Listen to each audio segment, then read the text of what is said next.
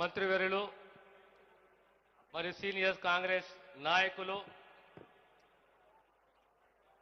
గౌరవ పార్లమెంట్ సభ్యులు, గౌరవ శాసనసభ్యులు, శాసన మండలి సభ్యులు, కార్పొరేషన్ చైర్మన్లు, కాంగ్రెస్ కార్యకర్తలు, పాత్రికేయ మిత్రులారా,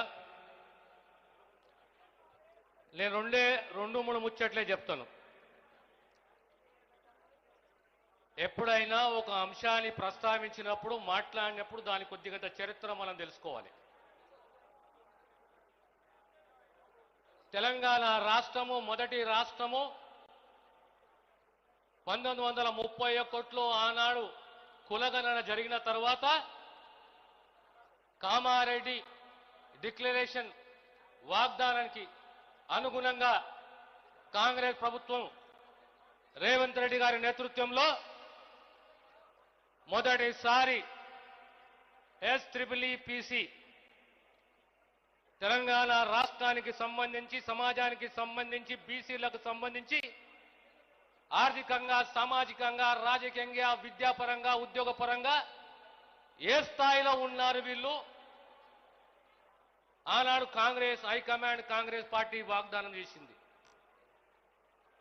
తెలంగాణ సమాజంలో సామాజిక న్యాయం కాంగ్రెస్ ఎప్పుడు కట్టుబడి ఉన్నది.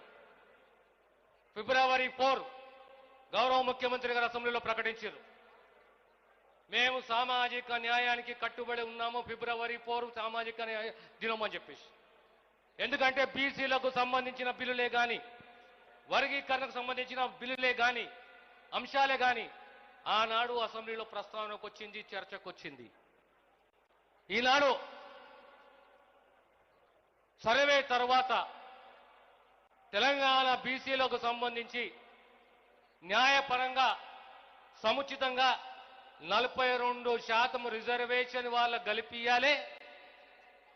ఆ 42%కు సంబంధించి రాజకీయంగా, విద్యాపరంగా, ఉద్యోగపరంగా బిల్లులు పాస్ చేసి ప్రెసిడెంట్కు పంపించినాం. ఈనాడు ఈ ధర్నా ఎందుకు? పార్టీలకు అతీతంగా, కులాలకు అతీతంగా రావింద్ర గారు ఒక పిలుపునిచ్చారు. సమాజంలో వెనుకబాటుతనాన్ని అంచనా వేయాలంటే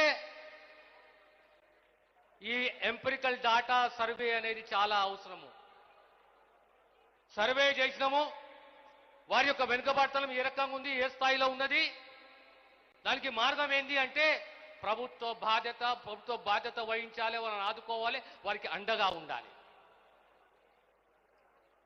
1994లో 69% రిజర్వేషన్ తమిళనాడు ప్రభుత్వము ఆనాడు 9th షెడ్యూల్లో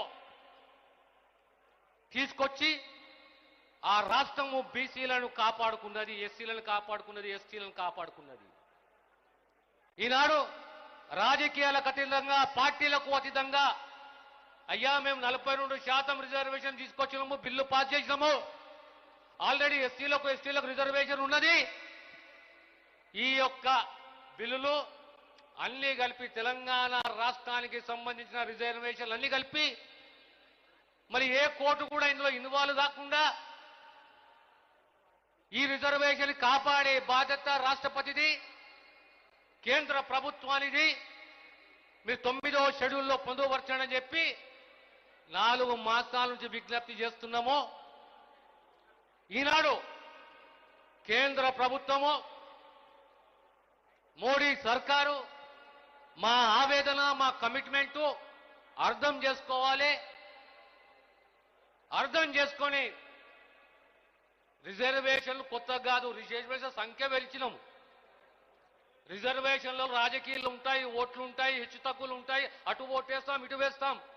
కానీ ఒక ప్రభుత్వానికి బాధ్యత ఏంటంటే ఆర్థికంగా, సామాజికంగా, రాజకీయంగా, విద్యాపరంగా ఏ స్థాయిలో ఈ కులాలు ఉన్నాయి దాన్ని గ్రహించి, గమనించి, అధ్యయనం చేసి ఈరోజు 42% వచ్చినాం కనుక ఇది 42% ఉన్న బిల్లు.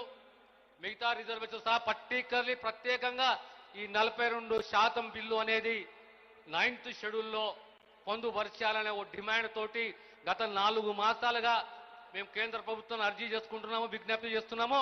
ఈరోజు ముఖ్యమంత్రి గారు, కాంగ్రెస్ పార్టీ, కాంగ్రెస్ ప్రభుత్వం, కాంగ్రెస్ కార్యకర్తలు అందరూ కూడా ఢిల్లీకి వచ్చి కేంద్ర ప్రభుత్వము కళ్ళు తెరవాలే, మా ఆవేదనను, మా నిబద్ధతను అర్థం చేసుకోవాలనే ఉద్దేశంతో ఈ ధర్నాని ఈరోజు చేయడం జరిగింది. ఖచ్చితంగా ఈ ధర్నా యొక్క ఫలితం వస్తుందని చెప్పి నేను సంపూర్ణంగా విశ్వసిస్తున్నాను. ధన్యవాదాలు. ఇప్పుడు పెద్దలు మంత్రివర్యులు శ్రీధర్ బాబు అన్న గారిని